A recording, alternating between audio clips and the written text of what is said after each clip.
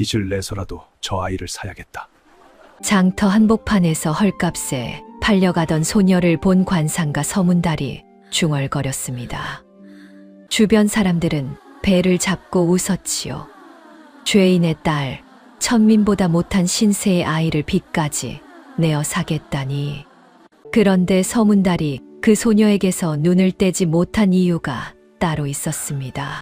오늘도 이야기가 계속될 수 있도록 구독과 좋아요로 응원의 마음을 보태주세요.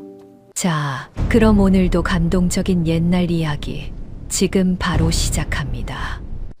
옛날 옛적 한양 남대문 박칠패 장터 언저리에 낡은 초가 하나가 있었습니다. 초가 앞에는 작은 나무 판자가 하나 걸려 있었지요. 판자에는 먹으로 이렇게 적혀 있었어요. 관상가 서문달. 사람의 얼굴을 보고 운명을 읽는다. 집 안에는 50간 넘은 남자가 앉아 있었습니다. 이름은 서문달. 얼굴에 깊이 팬 주름과 눈가에 잔 주름이 세월을 말해주었지요.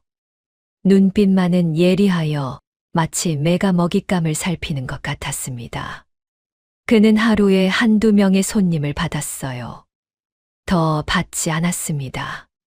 돈이 없어서가 아니라 그것이 그의 방식이었지요. 하인 막쇠가 투덜거렸습니다. 날이 오늘도 2명만 받으실 겁니까? 어제도 2명, 그저께도 2명. 이러다 저 굶어 죽습니다요. 배고프면 장터 가서 엿 팔아라. 나리는 참, 농담도. 농담 아니다. 막쇠는 입을 다물었습니다. 주인을 10년 넘게 모셨지만 아직도 농담인지 진담인지 구분이 안 되었지요. 서문달은 창밖을 바라보았습니다. 봄볕이 따뜻하게 마당을 비추고 있었어요. 그는 조용히 눈을 감았습니다. 서문달이 관상을 배운 것은 25 무렵이었습니다. 스승은 지리산 기슭에 사는 늙은 도인이었지요. 그 도인은 이렇게 말했습니다.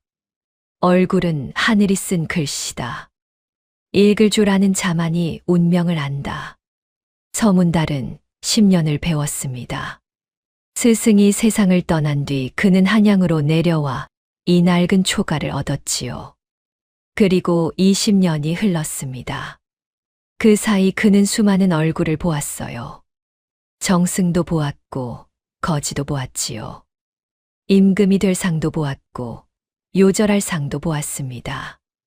그런데 한 번도 본 적이 없는 상이 있었습니다. 왕비가 될 상. 서문달은 스승에게 들었습니다.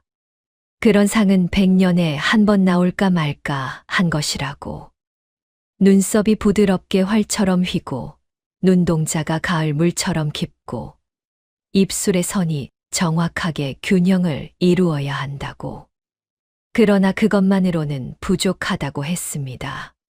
그 눈빛에 반드시 무언가가 있어야 한다고 했지요. 흔들리지 않는 것. 폭풍 속에서도 꺼지지 않는 것. 스승은 그것을 이렇게 불렀습니다. 천명의 기운. 서문달은 20년 동안 그 상을 보지 못했습니다. 어쩌면 평생 보지 못할 것이라고 생각했지요. 그런데 그날이었습니다. 6월의 햇볕이 따갑게 내리쬐던 오후였어요.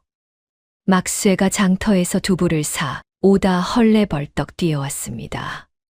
날이 큰일 났습니다요. 왜 이리 소란이냐. 장터에서 아이가 팔리고 있습니다요. 계집애인데 죄인의 딸이라고 해서 사람들이 구경만 하고 있습니다요. 서문달은 눈을 감은 채 대답했습니다. 그래서 아이가 참 이상합니다요. 울지도 않고 소리도 지르지 않아요. 그냥 앉아서 사람들을 보고 있는데 그 눈이 영 보통이 아닙니다요. 날이 같으면 딱 보셨을 텐데. 서문달의 눈이 천천히 떠졌습니다. 장터는 사람들로 북적였습니다. 서문달은 막쇠를 따라 걸었어요. 저 멀리 사람들이 둥글게 모여 수군거리는 곳이 보였습니다. 서문달이 인파를 헤치고 앞으로 나아갔지요. 그리고 멈추었습니다. 아이는 거적 위에 앉아 있었습니다. 8살 남짓이었지요.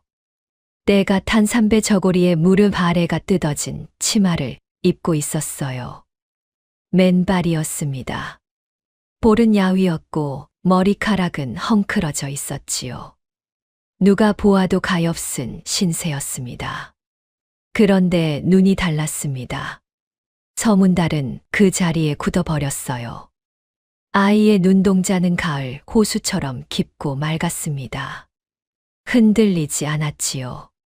자신을 구경하는 수십 명의 시선을 받으면서도 고개를 숙이지 않았습니다. 오히려 담담하게 사람들을 바라보고 있었어요. 그 눈빛 안에 무언가가 있었습니다. 서문달은 가슴이 쿵 내려앉는 것을 느꼈지요. 1000명의 기운. 얼마요? 서문달이 앞으로 나섰습니다. 옆에서 아이를 팔던 거간꾼이 비죽 웃었지요. 양반 어른, 이 아이는 죄인의 딸입니다요. 이 판서 집 외동딸인데 아버지가 역적으로 몰려 처형되는 바람에 재산도 몰수되고 남은 건 이 아이뿐이올시다요. 사서 뭐 하시게요? 얼마냐고 물었소. 거간꾼이 서문달의 행색을 위아래로 훑었습니다. 낡은 도포에 헤어진 소매. 그리 넉넉해 보이지 않는 차림이었지요. 쌀 2가마입니다요. 쌀 2가마. 서문달은 잠시 생각했습니다. 집에 있는 돈을 다 긁어도 쌀 1가마 값이었지요. 나머지 1가마는 막쇠한테 빌려야 했습니다. 아니, 막쇠한테도 그만한 돈은 없었어요. 이웃집 주막 주인에게 빌려야 했습니다. 그때 아이가 처음으로 서문달을 바라보았습니다. 그것이었습니다. 서문달의 확신이 굳어졌지요. 아이의 눈은 두려움이 아닌 무언가를 담고 있었습니다. 알 수 없는 것이었어요. 품이라고 해야 할지, 기다림이라고 해야 할지. 이 아이는 자신이 여기 있을 아이가 아니라는 것을 알고 있는 것 같았습니다. 쌀 2가마. 내겠소. 막쇠가 뒤에서 비명을 질렀습니다. 나리, 지금 뭐라고 하셨습니까요? 들었잖느냐? 나리, 저희 집에 쌀이 1가마도 없습니다요. 안다. 빌리면 된다. 구경꾼들이 웅성거렸습니다. 저 양반 미쳤나? 죄인의 딸을 쌀 2가마나 주고 사. 세상에. 서문달은 신경 쓰지 않았습니다. 막쇠를 데리고 주막으로 가서 주인 영감에게 사정을 말했지요. 주막 주인은 어이없다는 표정을 지었지만 서문달을 오래 알아온 터라 결국 돈을 내주었습니다. 거적 위의 아이는 서문달이 돌아올 때까지 그 자리에 앉아 있었습니다. 거간꾼이 돈을 세더니 고개를 끄덕였지요. 거래 성사입니다요. 데려가시오. 아이가 일어났습니다. 맨발로 땅을 딛는 발이 작았어요. 서문달 앞에 서더니 고개를 숙였습니다. 감사합니다. 목소리가 맑았습니다. 서문달은 잠시 아이를 내려다보았지요. 이름이 뭐냐? 이연화입니다. 몇 살이냐? 8입니다. 가족은? 아이의 눈이 잠깐 흔들렸습니다. 그러나 곧 다시 가라앉았지요. 아버지는 돌아가셨습니다. 어머니는 제가 3살 때 병으로 먼저 가셨고요. 그렇구나. 서문달은 더 말하지 않았습니다. 막쇠가 옆에서 연화를 내려다보더니 코를 훌쩍였지요. 에휴, 가여운 것. 날이 밥은 먹었겠죠. 연화가 고개를 저었습니다. 어제 아침 이후로 못 먹었습니다. 막쇠가 품에서 주먹밥을 꺼냈어요. 자, 이거라도 먹어. 감사합니다. 연화는 주먹밥을 받아들었습니다. 그런데 한 입 베어 물더니 먹는 속도를 늦추었지요. 허겁지겁 먹지 않았습니다. 막쇠가 눈을 깜박였어요. 배고프지 않냐? 어서 먹어. 예, 먹고 있습니다. 서문달은 그것을 보고 속으로 고개를 끄덕였습니다. 이틀 가까이 굶은 아이가 음식 앞에서 자세를 흩뜨리지 않았습니다. 이 아이는 배웠습니다. 그리고 잊지 않았지요. 세 사람은 장터를 빠져나와 칠패장터 언저리의 낡은 초가로 걸어갔습니다. 집에 들어서자 서문달이 방 한 칸을 가리켰어요. 오늘부터 여기서 지낸다. 예. 불편해도 참아야 한다. 알겠습니다. 그리고 한 가지만 기억해라. 내 이름은 이연화가 아니다. 연화의 눈이 커졌습니다. 지금부터 너는 서연이다. 나의 조카딸. 이연화라는 이름은 다시는 꺼내지 마라. 알겠느냐? 연화는 잠시 서문달을 바라보았습니다. 그러더니 천천히 고개를 숙였지요. 알겠습니다. 왜 순순히 따르느냐? 살고 싶기 때문입니다. 서문달은 처음으로 피식 웃었습니다. 막쇠가 뒤에서 손을 비볐지요. 에이, 이름이야 아무러면 어떻습니까요? 날이, 저 배고픕니다. 저녁밥은요? 내 몫은 없다. 아이 목까지 내놔라. 날이, 그날 저녁 낡은 초가에 밥 짓는 냄새가 올라왔습니다. 연화는 막쇠 옆에 앉아 불을 지폈지요. 서문달은 방에 앉아 찻잔을 들었습니다. 창밖으로 별이 하나 떠오르고 있었어요. 그렇게 이연화는 서연이 되었습니다. 세월이 흘렀습니다. 서문달은 연화를 가르쳤습니다. 그를 가르쳤고 얘를 가르쳤지요. 연화는 배움이 빨랐습니다. 한 번 본 글자는 잊지 않았고 한 번 들은 것은 놓치지 않았어요. 서문달이 손님을 볼 때 연화는 먼 구석에 앉아 조용히 지켜보았습니다. 방해하지 않았지요. 그러나 손님이 간 뒤에 이렇게 물었습니다. 스승님, 저분은 왜 눈썹이 저렇게 생겼습니까? 보였느냐? 예. 눈썹 끝이 아래로 처졌습니다. 근심이 많은 상이라고 하셨지요? 서문달이 연화를 내려다보았습니다. 그래. 그런데 그것만이 아니다. 무엇이 더 있습니까? 눈 아래 살이 불룩하였다. 자식 보기 박한 상이지. 연화가 고개를 끄덕였습니다. 그래서 자식 걱정으로 오신 것이군요. 그렇다. 연화의 눈이 빛났습니다. 서문달은 그 눈빛을 볼 때마다 가슴 한켠이 묵직해졌어요. 이 아이는 보통이 아니었습니다. 그것이 스승에게 배운 관상의 이치인지 아니면 타고난 것인지 알 수 없었지요. 어쩌면 둘 다였습니다. 그러던 어느 날이었습니다. 연화가 서문달 앞에 단정히 앉더니 이렇게 물었지요. 스승님, 왜 저를 사셨습니까? 물어보지 않았었느냐? 그때는 너무 어려서 제대로 듣지 못했습니다. 이제는 듣고 싶습니다. 서문달은 찻잔을 내려놓았습니다. 창밖에서 바람이 불었지요. 내 상이 예사롭지 않아서다. 어떤 상입니까? 서문달은 잠시 말이 없었습니다. 아직은 말 못한다. 왜 그렇습니까? 내가 알면 달라지기 때문이다. 상이란 것은 본인이 모를 때 가장 순수하게 드러나는 법이니라. 연화는 더 캐묻지 않았습니다. 그것이 또 서문달은 대견했지요. 다른 아이 같으면 떼를 썼을 것입니다. 그러나 연화는 고개를 끄덕이고 물러났어요. 알 것은 때가 되면 알게 된다는 것을 이미 알고 있는 것처럼. 연화가 12살이 되던 해였습니다.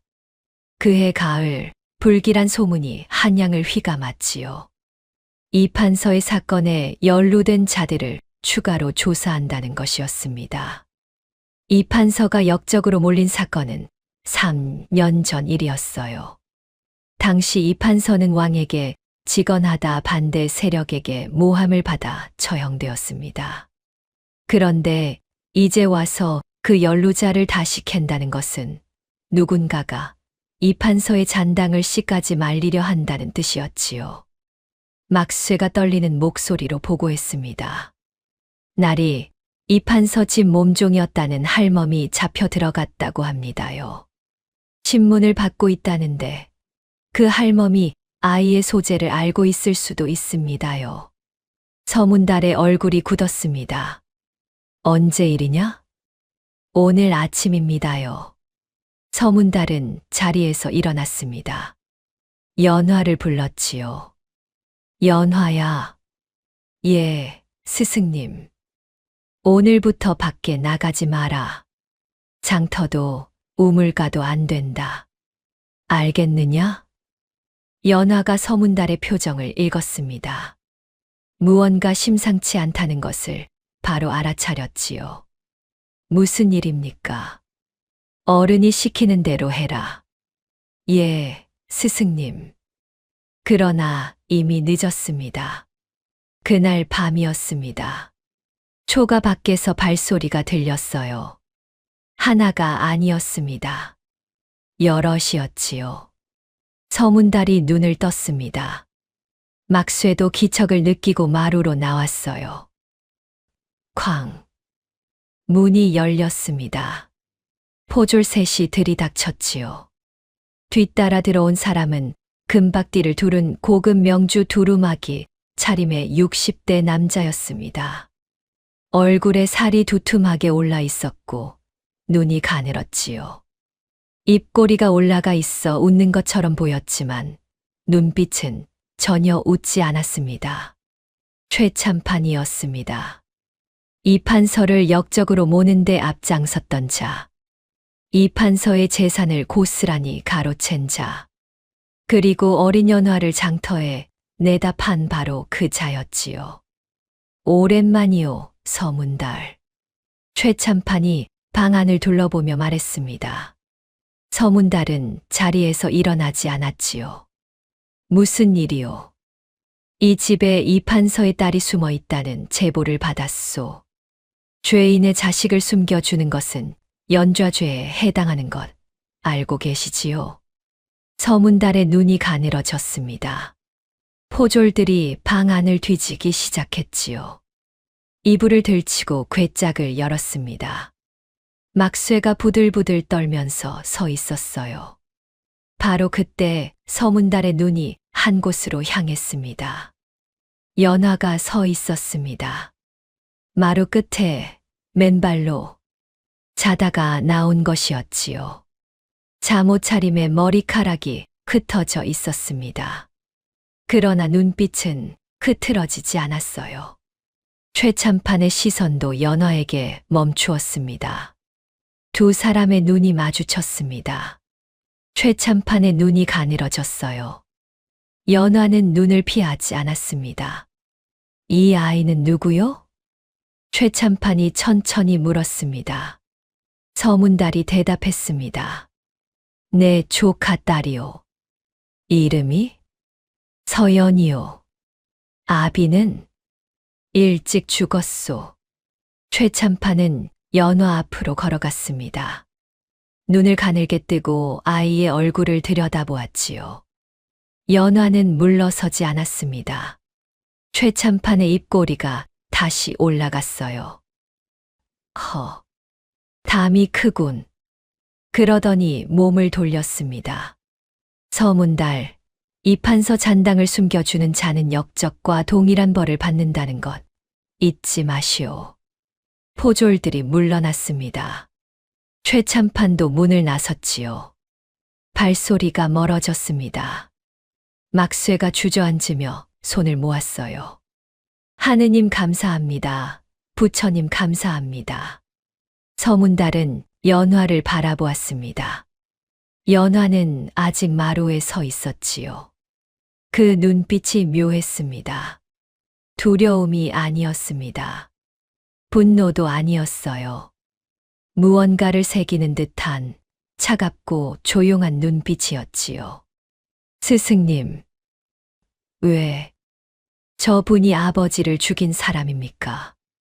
서문달은 대답하지 않았습니다. 그러나 연화는 이미 알고 있었지요. 서문달의 침묵이 답이었습니다. 알겠습니다. 연화는 방으로 돌아갔습니다. 소리 없이 조용히. 서문달은 오래마루에 앉아 있었습니다.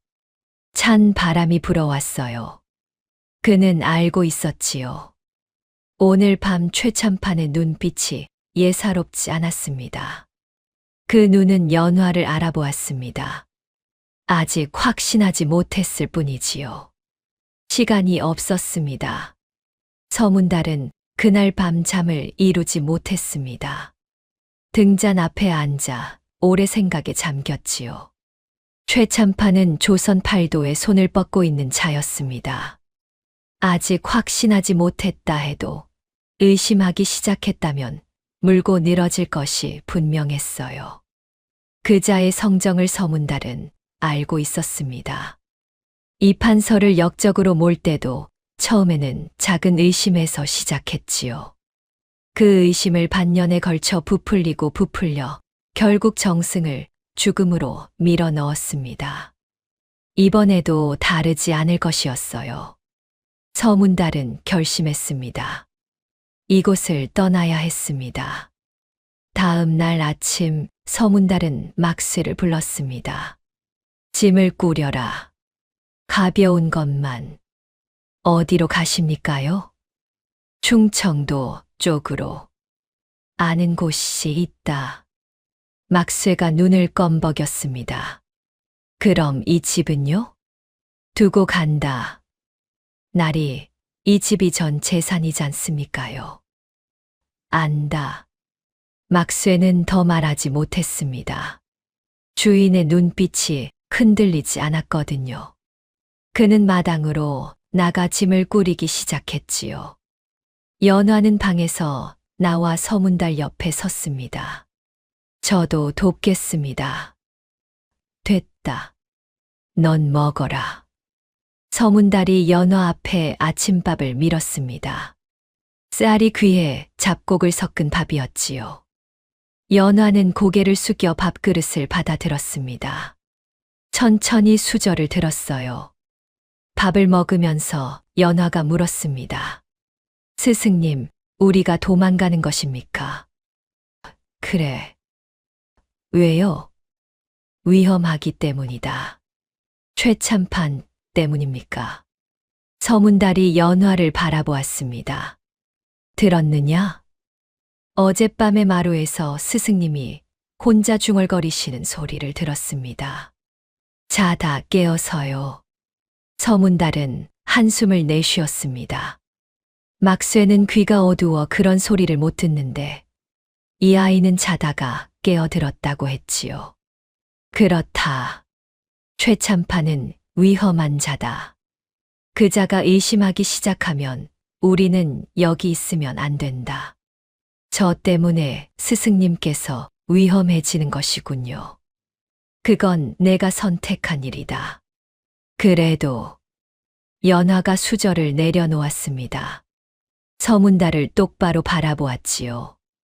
스승님, 죄송합니다. 사과하지 마라.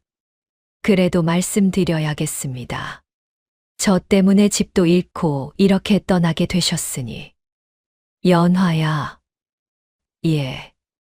내가 내 관상을 보고 스스로 한 일이다. 누구 때문이 아니야. 앞으로 그 말 다시 꺼내지 마라. 연화는 오래 서문달을 바라보다가 고개를 숙였습니다. 알겠습니다. 막쇠가 마당에서 소리쳤지요. 날이 다 꾸렸습니다요. 그런데 이불은 어떻게 합니까요? 두고 가라. 두고 가요? 밤에 춥지 않겠습니까요? 걸어가면 춥지 않다. 걸어서 충청도까지 가신다고요? 서문달은 대답 대신 짐 보따리를 들었습니다. 연화도 작은 보따리를 들었지요. 막쇠는 이불을 두고 갈 수 없어 등에 짊어졌습니다. 세 사람은 이른 아침 한양 칠패 장터를 빠져나왔습니다. 인적이 드문 샛길로 걸었지요. 서문달이 앞서 걷고 연화가 그 뒤를 따랐습니다. 막쇠가 이불을 짊어지고 맨 뒤에서 헉헉거렸어요. 한 시진 남짓 걸었을 때였습니다. 연화가 걸음을 멈추었지요. 서문달이 돌아보았습니다. 왜 그러느냐? 연화가 뒤를 돌아보았습니다. 한양 성곽이 멀리 보였지요. 연화의 눈이 그 성벽 위를 천천히 훑었습니다.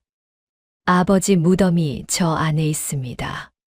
서문달은 말이 없었습니다. 막쇠가 이불을 부여잡고 코를 훌쩍였지요. 아이고, 가여운 것. 연화는 오래 바라보지 않았습니다. 이내 고개를 돌려 다시 앞을 보았지요. 가겠습니다. 그 뒷모습을 보며 서문달은 생각했습니다. 이 아이는 울지 않았습니다. 울 수 없어서가 아니라 울 자리가 아님을 알기 때문이었지요. 이것이 타고난 것인지 아니면 그 짧은 삶에서 배운 것인지 서문달은 알 수 없었습니다. 다만 한 가지는 알고 있었습니다. 이 아이는 반드시 돌아올 것이었습니다. 한양으로, 성 안으로, 다른 신분으로. 그것이 이 아이의 상이었으니까요. 세 사람은 걷고 또 걸었습니다. 해가 중천에 떴다가 서쪽으로 기울었지요.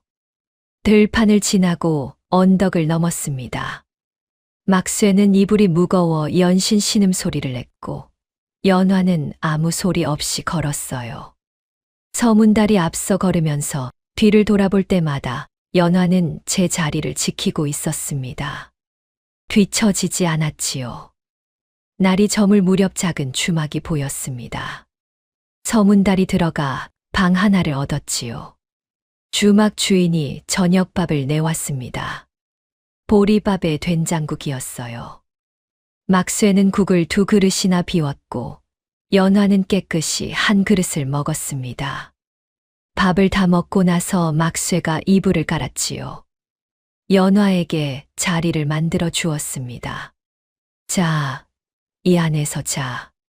밤에 춥다. 막쇠 오라버니는요? 막쇠가 멈칫했습니다. 오, 오라버니? 그렇게 불러도 되겠습니까? 막쇠의 널쩍한 얼굴이 발갛게 달아올랐습니다. 코를 긁적이더니 목소리가 작아졌지요. 그래. 불러도 된다. 나는 마루에서 자면 되니까. 연화가 작게 웃었습니다. 서문달은 그것을 보았지요. 연화가 웃는 것을 처음 보았습니다. 그 웃음이 짧은 순간이었지만 방 안을 환하게 했어요. 서문달은 등잔 앞에 홀로 앉아 오래 생각했습니다. 앞으로 얼마나 더 숨어 살아야 할까요? 언제까지 이 아이의 정체를 감추어야 할까요? 그러나 그것보다 더 깊은 생각이 서문달의 마음을 짓눌렀습니다. 이 아이의 상, 왕비가 될 상. 그 상이 실현되려면 먼저 이 아이가 살아있어야 했습니다. 그리고 살아있는 것만으로는 부족했지요. 바르게 자라야 했습니다. 그 상이 드러나야 했어요. 상은 타고나는 것이지만 삶에서 갈고 닦지 않으면 사라지는 법이었습니다. 서문달은 찻잔을 들었습니다. 식어 있었지요. 그래도 천천히 마셨습니다. 갈 길이 멀었습니다. 충청도 공주고을 외곽에 작은 마을이 있었습니다. 마을 이름은 솔밭골이었지요. 소나무가 빽빽하게 들어선 언덕 아래 초가 15, 채가 모여 앉은 조용한 곳이었습니다. 서문달은 이곳에 아는 사람이 하나 있었지요. 예전에 관상을 보아준 일이 있는 홍노인이었습니다. 홍노인은 빈 사랑채를 내주었어요. 이 사람이 또 왔구먼. 이번엔 아이까지 데리고. 무슨 사연인지는 묻지 않겠네. 고맙소. 고마울 것까지야. 빈 방이 아까웠는데 잘 됐어. 홍노인은 쌀 한 말과 된장 한 항아리도 내주었습니다. 서문달이 사양하자 손을 내저었지요. 그때 자네가 내 아들 관상을 보아준 덕에 혼처를 제때 잡았지 않나. 이 정도는 당연하이. 그렇게 솔밭골 생활이 시작되었습니다. 막쇠는 마을 사람들을 도우며 일거리를 얻었습니다. 힘이 좋아 무거운 것을 옮기거나 땅을 파는 일을 주로 했지요. 서문달은 이따금 마을 사람들의 관상을 보아 주며 쌀과 나무를 받았습니다. 연화는 홍노인의 안채 마당에서 글공부를 계속했어요. 그러나 연화의 마음 속에서는 무언가가 자라고 있었습니다. 어느 날 저녁이었습니다. 서문달이 방에서 경전을 읽고 있을 때 연화가 들어왔지요. 스승님, 드릴 말씀이 있습니다. 앉아라. 연화가 단정히 앉았습니다. 그러더니 고개를 들었지요. 저 한양으로 돌아가고 싶습니다. 서문달이 경전을 내려놓았습니다. 그 말은 들을 수 없다. 왜 그렇습니까? 위험하다는 것을 알면서 왜 묻느냐? 최참판이 아직 저를 찾고 있습니까? 모른다. 알 수 없다. 그러나 그자가 포기했다는 보장도 없다. 연화는 잠시 말이 없었습니다. 스승님, 저는 도망만 다니고 싶지 않습니다. 서문달이 연화를 바라보았습니다. 도망이 아니다. 살아남는 것이다. 살아남아서 무엇을 합니까? 아버지의 억울함을 갚을 수도 없고 아버지를 죽인 자를 볼 수도 없는데. 서문달의 눈이 깊어졌습니다. 그 분노를 지금 품으면 안 된다. 왜 그렇습니까? 때가 있는 법이니라. 씨를 뿌리는 때가 있고 거두는 때가 있다. 아직 내 씨가 땅에 묻혀 있을 때다. 연화가 서문달을 바라보았습니다. 눈빛이 흔들렸지요. 처음 보는 흔들림이었습니다. 스승님, 저는 지금 무섭습니다. 무서운 게 당연하다.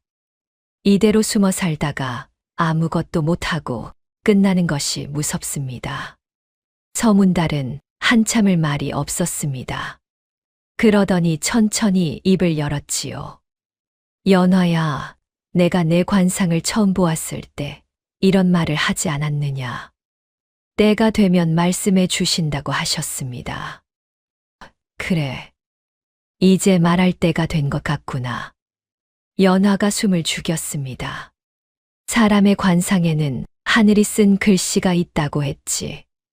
너의 글씨는 내가 20년 관상을 보는 동안 단 한 번도 보지 못한 것이었다. 어떤 글씨입니까? 왕비가 될 상이다. 방 안이 조용해졌습니다. 연화는 눈을 깜빡이지 않았지요. 서문달을 바라보다가 천천히 물었습니다. 정말입니까? 내 스승도 스승의 스승도 100년에 한 번 나올까 말까 한 상이라 했다. 그것이 내 얼굴에 있었다. 연화는 오래 침묵했습니다. 서문달은 그 침묵을 기다렸지요.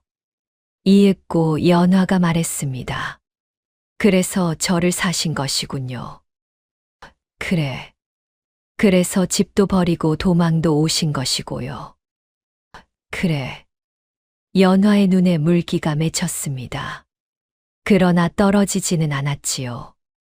연화가 고개를 숙였습니다. 스승님, 그 상이 실현될 수 있겠습니까? 그것은 나도 모른다. 상은 가능성이지 운명이 아니니라. 내가 어떻게 살아가느냐에 달려 있다.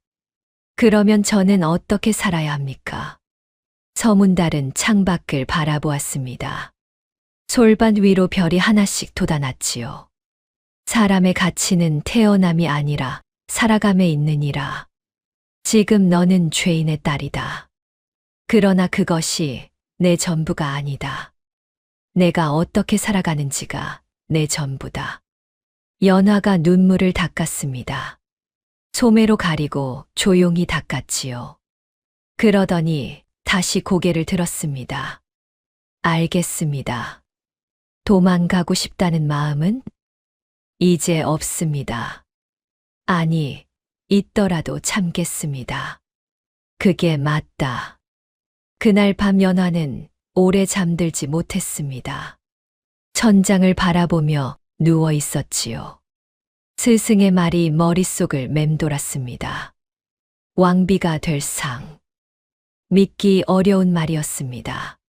죄인의 딸로 장터에서 팔리던 아이가 왕비가 된다니. 그러나 서문달이 거짓말을 하는 사람이 아니라는 것은 알고 있었지요.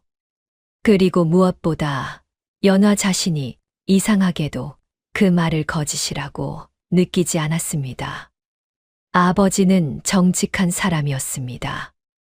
나라를 위해 직언하다 죽었지요. 그 아버지가 남긴 것이 이 천명의 기운이라면 연화는 그것을 지켜야 했습니다. 아버지의 억울함을 풀 수 있는 날까지 연화는 눈을 감았습니다. 때를 기다리기로 했지요. 그로부터 3년이 흘렀습니다. 솔밭골에서 3번의 봄이 오고 갔지요. 연화는 15이 되었습니다. 키가 자랐고 목소리가 단단해졌어요. 얼굴은 더 뚜렷해졌지요. 어릴 때의 또랑또랑함이 이제는 차분한 품위로 변해 있었습니다. 서문달은 날마다 연화를 가르쳤습니다. 글과 예뿐 아니라 시와 음악도 가르쳤지요. 홍 노인이 검은고 하나를 내주었는데 연화는 3달 만에 능숙하게 연주할 수 있게 되었습니다. 마을 사람들은 연화를 좋아했습니다. 말이 적고 조용했지만 어른을 공경하고 아이들을 살뜰히 챙겼지요. 아픈 마을 사람이 있으면 서문달에게 배운 것을 바탕으로 약초를 캐다 주었습니다.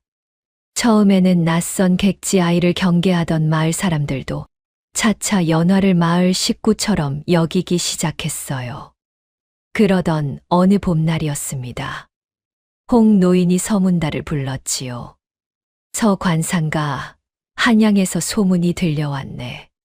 서문달이 찻잔을 내려놓았습니다. 무슨 소문이요? 최참판이 낙마했다더군. 말에서 떨어져 다리를 못 쓰게 되었다고 하더구먼. 서문달의 눈이 번뜩였습니다. 언제 일이요? 보름 전이라 하더군. 게다가 그자의 조카 되는 자가 관직을 팔아먹은 것이 발각되어 지금 한양이 뒤집어졌다고 하던데 최참판도 연루가 되어 조사를 받고 있다더구먼. 서문달은 오래 말이 없었습니다. 홍 노인이 덧붙였지요. 이제 한양으로 돌아가도 되지 않겠나? 좀 더 지켜보아야겠소. 신중도 하셔라. 서문달이 초가로 돌아왔습니다. 연화가 마당에서 글을 읽고 있었지요. 서문달이 그 앞에 앉았습니다. 연화야. 예. 한양 소식을 들었다. 연화가 책을 내려놓았지요. 서문달이 홍 노인에게 들은 이야기를 전했습니다. 연화는 듣는 내내 표정이 변하지 않았어요. 서문달이 다 말한 뒤에 물었습니다. 기쁘지 않으냐? 기쁩니다.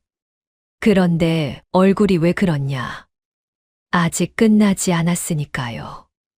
서문달은 고개를 끄덕였습니다. 맞는 말이었지요. 최참판이 다리를 못 쓰게 되었다고 해서 아버지의 억울함이 풀린 것은 아니었습니다. 이 판서의 역적 누명은 아직 그대로였어요. 스승님, 한 가지 여쭤봐도 되겠습니까? 해라. 저의 상이 실현되려면 어떻게 해야 합니까? 서문달이 연화를 바라보았습니다. 왕비 간택이 있어야 하지. 그때 너는 내 신분을 되찾아야 하고. 신분을 어떻게 되찾습니까? 아버지는 역적으로 기록되어 있고 이 판서 집안은 멸문에 가깝습니다. 서문달이 품에서 무언가를 꺼냈습니다. 작은 비단 주머니였지요. 연화 앞에 내려놓았습니다. 열어보아라. 연화가 주머니를 열었습니다. 안에는 두 가지가 있었지요. 하나는 낡은 천 조각이었습니다. 아주 고운 비단이었지만 세월에 바랬지요. 그 위에 작은 글씨로 무언가가 수놓여 있었어요. 이 판서 가문의 문양이었습니다. 다른 하나는 밀봉된 서찰이었지요. 그것은 내 아버지가 처형되기 전날 밤 나에게 몰래 맡긴 것이다. 연화가 눈을 크게 떴습니다. 아버지를 아셨습니까? 오래전에 관상을 한번 보아준 인연이 있었다. 그 인연으로 아버지가 찾아왔지. 아무도 믿을 수 없다면서 이 서찰과 천 조각을 나에게 맡겼다. 언젠가 내가 이것을 쓸 날이 올 것이라고. 연화의 손이 떨렸습니다. 밀봉된 서찰을 두 손으로 감쌌지요. 열어도 됩니까? 아직은 아니다. 때가 될 때 열어라. 연화는 서찰과 천 조각을 다시 주머니에 넣었습니다. 주머니를 가슴에 안았지요. 눈을 감았습니다. 서문달은 그 모습을 바라보았습니다. 창밖에서 봄바람이 불어왔지요. 솔밭의 소나무들이 부드럽게 흔들렸습니다. 때가 가까워지고 있었습니다. 그해 여름이 끝날 무렵 서문달은 마침내 결정을 내렸습니다. 한양으로 돌아가기로 했지요. 막쇠가 신이 났습니다. 드디어 가는 겁니까요? 저 한양 두부가 먹고 싶어 죽는 줄 알았습니다요. 두부 먹으러 가는 게 아니다. 알면서요. 연화는 짐을 꾸리면서 말이 없었습니다. 그러나 눈빛이 달랐지요. 솔밭골에 처음 왔을 때의 눈빛과 달랐습니다. 더 깊어졌고 더 단단해졌어요. 세 사람은 홍 노인에게 인사를 했습니다. 홍 노인이 노자를 챙겨 주었지요. 잘 가게. 저 아이 잘 돌봐주게나. 그래야지요. 그리고 서관상가. 예. 그 아이 관상, 내 보기에도 예사롭지 않더군. 잘 되기를 바라네. 서문달이 고개를 숙였습니다. 세 사람은 솔밭골을 나섰지요. 한양으로 향하는 길이었습니다. 나흘을 걸어 한양 남문 앞에 섰을 때 연화가 걸음을 멈추었습니다. 3년 전 한양을 떠나던 날 아침 성벽을 바라보며 멈추었던 그 모습이 떠올랐지요. 서문달이 바라보았습니다. 연화는 성문을 똑바로 바라보았어요. 이번에는 뒤를 돌아보지 않았습니다. 들어가겠습니다. 그렇게 연화는 한양으로 돌아왔습니다. 칠패장터 언저리의 낡은 초가는 그 사이 다른 사람이 들어 살고 있었습니다. 서문달은 숭례문 박청파동 쪽에 작은 방 2칸을 얻었지요. 예전 집보다 훨씬 작았습니다. 그러나 세 사람은 불평하지 않았어요. 서문달은 다시 간판을 걸었습니다. 관상가 서문달. 사람의 얼굴을 보고 운명을 읽는다. 소문은 빠르게 퍼졌습니다. 서문달이 한양으로 돌아왔다는 것이 알려지자 손님들이 다시 찾아오기 시작했지요. 첫날 1명, 이틀째 2명, 사흘째는 5명이 왔습니다. 서문달은 2명만 받겠다고 했지만 막쇠가 애원하는 바람에 나흘째부터는 4명까지 받았지요. 연화는 손님이 올 때마다 구석에서 지켜보았습니다. 이제는 어릴 때처럼 몰래 훔쳐보는 것이 아니었지요. 서문달이 허락한 자리에 단정히 앉아 관상 보는 과정을 지켜보았습니다. 손님이 간 뒤에는 서문달과 이야기를 나누었어요. 오늘 3번째 손님 말입니다. 왜? 인중이 유독 짧았습니다. 그분 말씀이 별로 없으셨는데 혹시 자식 복이 박한상입니까? 서문달이 연화를 바라보았습니다. 인중만 보았느냐? 아니요. 눈두덩도 보았습니다. 약간 꺼져 있었지요. 그렇다면 자식 복이 박한상이 맞습니까? 눈두덩이 꺼진 것은 자식 복이 아니라 부부 복이다. 그분은 부인과 일찍 사별한 것이지. 연화가 고개를 끄덕였습니다. 그렇군요. 그래서 표정이 그렇게 무거우셨던 거군요. 보통은 그냥 지나친 부분이다. 잘 보았다. 칭찬이 드문 스승이었지만 연화는 그 한마디에 눈빛이 밝아졌지요. 막쇠가 옆에서 중얼거렸습니다. 나리는 저한테는 왜 한 번도 잘했다는 말씀을 안 하시는 겁니까요? 내가 잘한 일이 없으니까. 세상에나. 그렇게 한양에서 다시 자리를 잡아가던 어느 날이었습니다. 장터에서 연화가 나무를 사다 오던 길이었지요. 골목 어귀에서 연화는 걸음을 멈추었습니다. 맞은편에서 걸어오는 행렬이 있었어요. 고급 가마를 앞세우고 수행원들이 줄지어 걷는 행렬이었습니다. 가마가 지나갈 때 가마의 발이 바람에 살짝 들렸지요. 연화는 그 안을 보았습니다. 60대의 노인이었어요. 살집이 두툼한 얼굴에 눈이 가늘었지요. 최참판이었습니다. 연화의 손에 들린 나물 바구니가 흔들렸습니다. 그러나 발은 움직이지 않았지요. 연화는 그 자리에 서서 가마가 지나가는 것을 바라보았습니다. 최참판의 가마는 연화 앞을과 3걸음 앞을 지나쳤지요. 최참판은 가마 안에서 눈을 감고 있었습니다. 모르는 것이 당연했어요. 어릴 때 잠깐 보았던 아이가 이렇게 자란 줄 알 리 없었지요. 가마가 사라졌습니다. 연화는 오래 그 자리에 서 있었어요. 그러더니 조용히 발을 옮겼습니다. 초가로 돌아와 나물 바구니를 내려놓았지요.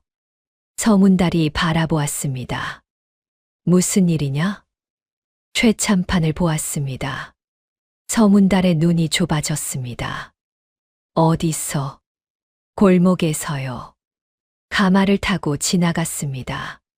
저는 못 본 것 같습니다. 서문달이 일어섰습니다. 다쳤느냐? 아니요. 연화는 조용히 자리에 앉았습니다.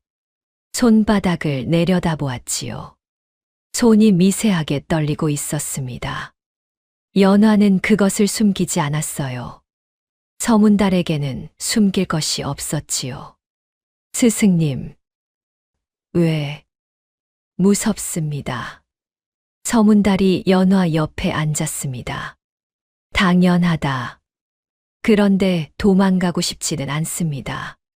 그것도 당연하다. 이 2가지가 동시에 있으니 어떻게 해야 할지 모르겠습니다. 서문달이 찻잔을 들었지요. 무서우면서 도망가지 않는 것. 그것이 용기다. 용기라고 하기엔 너무 작은 것이 아닙니까? 용기는 처음부터 크지 않다. 작은 것에서 시작하는 법이니라. 연화는 손을 모았습니다. 떨림이 조금씩 가라앉았지요. 알겠습니다. 그 일이 있고 나서 연화는 더 열심히 공부했습니다. 글뿐 아니라 예절과 법도도 더 깊이 익혔지요. 서문달이 시키지 않아도 스스로 책을 펴고 앉아 읽었습니다. 밤에 등잔이 꺼져도 별빛 아래 앉아 있었지요. 막쇠가 걱정이 되어 말했습니다. 아가씨, 너무 무리하면 몸이 상합니다요. 괜찮습니다. 그래도요. 나리도 걱정하십니다요. 스승님이 그러셨습니까? 직접 말씀은 안 하시지요. 하지만 아가씨 방 쪽을 자꾸 힐끔힐끔 보신단 말입니다요. 연화가 작게 웃었습니다. 알겠습니다. 오늘은 일찍 눕겠습니다. 그러셔야지요. 그러나 연화는 자리에 누워서도 눈을 감지 못했습니다. 천장을 바라보며 생각했지요. 최참판의 얼굴이 떠올랐습니다. 그 살집 두툼한 얼굴, 가늘게 좁힌 눈. 연화는 가슴에 손을 얹었습니다. 비단 주머니가 느껴졌지요. 아버지가 맡긴 서찰이 들어있는 주머니였습니다. 아직 열지 못한 서찰. 아버지. 연화는 눈을 감았습니다. 아버지의 얼굴이 잘 떠오르지 않았어요. 8살 이전의 기억은 흐릿했습니다. 아버지의 목소리는 기억났지요. 낮고 따뜻한 목소리였습니다. 연화의 이름을 부를 때의 그 목소리가요. 이연화야. 연화는 눈을 꼭 감았습니다. 기다리겠습니다. 아버지. 이듬해 봄이었습니다. 한양의 소문이 돌기 시작했어요. 중전마마께서 병원 중이시며 왕세자 저하의 혼사를 서두른다는 것이었지요. 간택령이 내려올 것이라는 이야기가 저작거리에 퍼졌습니다. 막쇠가 장터에서 그 소문을 듣고 뛰어왔지요. 날이 왕세자 저하 간택령이 내려올 것이라고 합니다요. 서문달은 막쇠의 말을 듣고 찻잔을 천천히 내려놓았습니다. 연화를 바라보았지요. 연화는 마루에 앉아 책을 읽고 있었습니다. 막쇠의 소리를 들었을 것이었어요. 그러나 책에서 눈을 떼지 않았지요. 서문달이 불렀습니다. 연화야. 예. 들었느냐? 예. 연화가 책을 덮고 서문달을 바라보았습니다. 스승님, 저 간택에 참여할 수 있겠습니까? 서문달이 말했습니다. 신분이 문제다. 이 판서의 딸이라는 것이 밝혀지기 전에는. 그러면 서연으로 참여하면 됩니다. 서연은 내 조카 딸이다. 호적이 없다. 연화가 잠시 생각했습니다. 방법이 없겠습니까? 서문달은 한참을 말이 없었지요. 막쇠가 눈치도 없이 끼어들었습니다. 방법은 있습죠. 제가 한양에 아는 훈장님이 계신데 그분이 가짜 호적을 만들어 준다는 소문이 있습니다요. 물론 저는 그런 불법적인 일은 모르지만서도 서문달이 막쇠를 노려보았습니다. 나가 있어라. 예. 나가겠습니다요.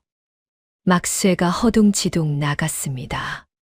서문달이 연화를 바라보았지요. 연화야, 한 가지만 묻겠다. 예. 두렵지 않느냐? 신분이 탄로나면 죽을 수도 있다.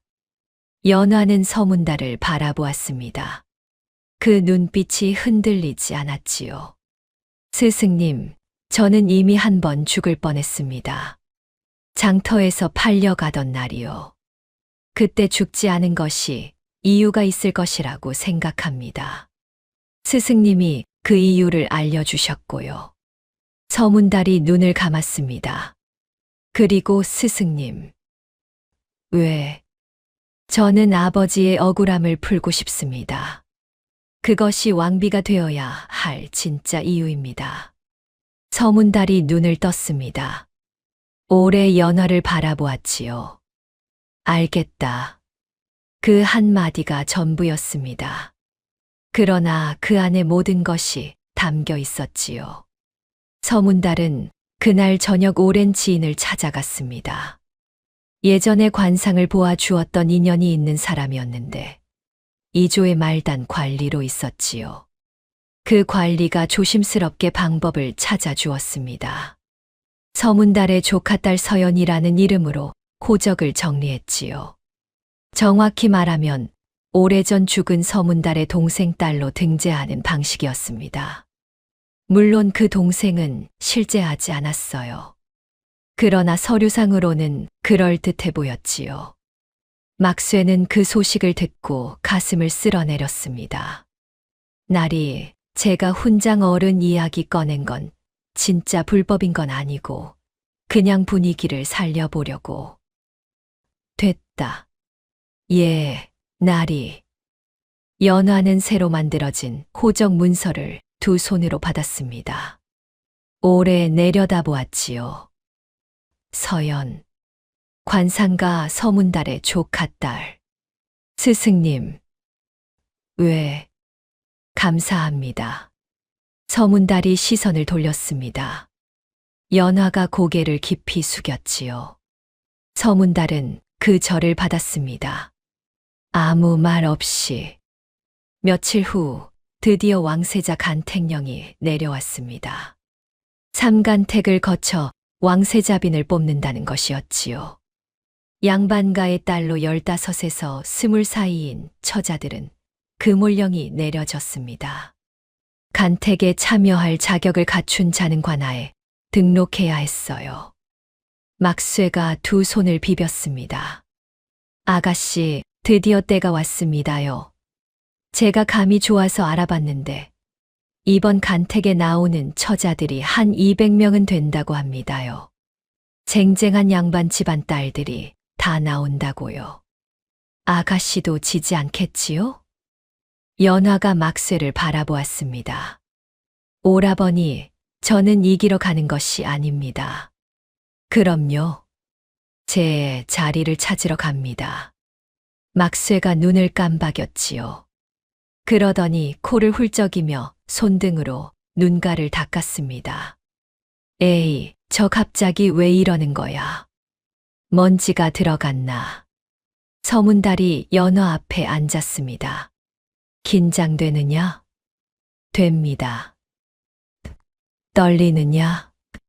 됩니다. 그럼 됐다. 연화가 고개를 들었습니다. 준비됐다는 말씀이십니까? 긴장과 두려움이 있어야 정신이 든다. 아무렇지 않은 자는 오히려 방심하는 법이니라. 연화는 고개를 끄덕였습니다. 그러더니 등 뒤에서 무언가를 꺼냈지요. 작은 비단 주머니였습니다. 스승님, 서찰을 이제 열어봐도 되겠습니까? 그렇다. 이제 때가 되었다. 연화가 주머니를 열었습니다. 밀봉된 서찰을 꺼냈지요. 손이 떨렸습니다. 그러나 천천히 봉인을 떼었어요. 서찰을 펼쳤습니다. 아버지의 글씨였지요. 연화야, 이 서찰을 내가 읽고 있다면 나는 이미 이 세상 사람이 아닐 것이다. 아비가 미리 사과한다. 지켜주지 못해서 너는 반드시 살아야 한다. 살아서 이 집안의 억울함을 풀어야 한다. 아비가 남긴 것이 있다. 이 1000조각이 그 증거다. 이조 판서 김재량 어른이 알고 계신다. 그분께 이 1000조각과 이 서찰을 보이면 진실이 드러날 것이다. 사랑한다, 연화야. 연화는 한참을 그 서찰을 바라보았습니다. 눈물이 떨어졌지요. 이번에는 닦지 않았어요. 그냥 두었습니다. 서문달은 아무 말 하지 않았습니다. 막쇠도 조용했지요. 충분한 시간이 흐른 뒤 연화가 서찰을 접었습니다. 비단 주머니에 넣었지요. 가슴 안쪽에 단단히 품었습니다. 눈물을 닦았습니다. 그러더니 고개를 들었지요. 가겠습니다. 초간택 날이었습니다. 창덕궁 후원 앞에 처자들이 줄지어 섰지요. 비단옷에 족두리를 쓴 처자들이 100명도 넘었습니다. 저마다 단정하게 차려입고 눈을 내리깔고 있었어요. 수행하는 시녀들과 상궁들이 부산하게 오갔지요. 연화는 그 줄 어딘가에 서 있었습니다. 하늘색 저고리에 연두색 치마를 입었지요. 비단이었지만 화려하지 않았습니다. 막쇠가 구해온 것이었는데 서문달이 고른 것이었어요. 너무 화려하면 오히려 가린다. 얼굴이 드러나야 한다. 연화는 차림새를 꾸미는데 시간을 오래 들이지 않았습니다. 거울 앞에 잠깐 앉았다가 일어났지요. 서문달이 바라보았습니다. 준비됐느냐? 예. 떨리느냐? 됩니다. 그럼 됐다. 연화는 뜰을 나섰습니다. 창덕궁 앞줄에서 연화는 조용히 서 있었지요. 옆에 선 처자들이 수군거렸습니다. 저기 저분은 어느 댁따님이야? 모르겠는데. 차림새가 수수하네. 그러게. 집안이 변변찮은 모양이지. 연화는 못 들은 척 앞을 바라보았습니다. 상궁이 처자들을 하나씩 안으로 들였지요. 연화의 차례가 왔습니다. 상궁이 연화를 위아래로 훑었어요. 그러더니 앞으로 안내했지요. 대전 마마 앞이었습니다. 왕비께서 병환 중이라 대신 4명부의 고위 상궁들이 자리를 하고 있었어요. 연화는 예를 갖추어 절을 올렸습니다. 단정하고 흔들리지 않는 절이었지요. 고개를 들어라. 연화가 고개를 들었습니다. 상궁들의 시선이 연화에게 멈추었습니다. 연화는 눈을 내리깔지 않았어요. 그렇다고 무례하게 쳐다보지도 않았지요. 딱 적당한 곳에 시선을 두었습니다. 수백 명의 처자들 중 눈을 내리깔거나 반대로 두리번거리는 아이들이 많았지만 연화는 달랐습니다. 이름이 무엇이냐? 서연이라 합니다. 아비는 일찍 돌아가셨습니다. 어디 사느냐? 숭례문 박청파동에 삽니다. 상궁이 고개를 끄덕였습니다. 무언가 적더니 물러가라는 손짓을 했지요. 연화는 조용히 물러났습니다. 밖으로 나오자 옆에 있던 처자 하나가 연화에게 속삭였어요. 혹시 이름이 서연이에요? 그렇습니다. 저는 오청이라고 해요.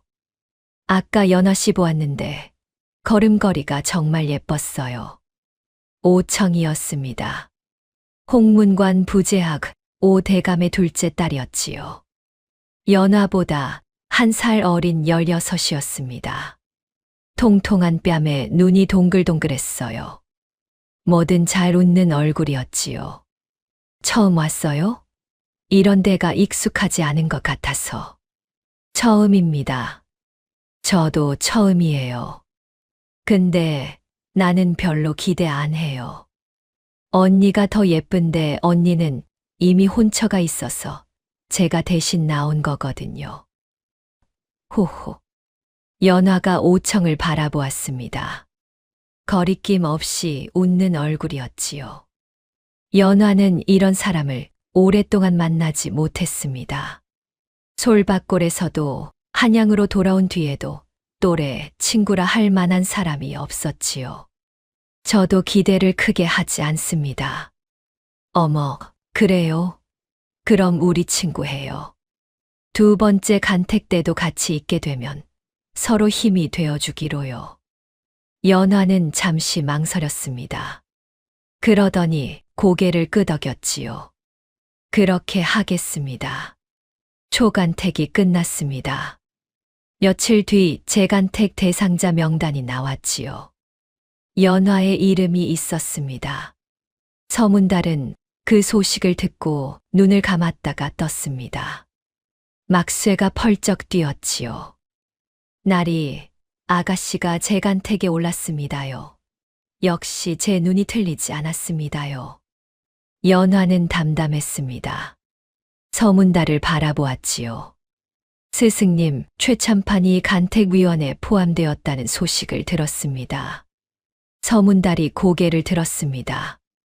어디서 들었느냐? 오, 대감댁 오청이라는 처자에게요. 그 집 아버지가 간택 관련 직책에 계신다고 했습니다. 서문달이 잠시 침묵했습니다.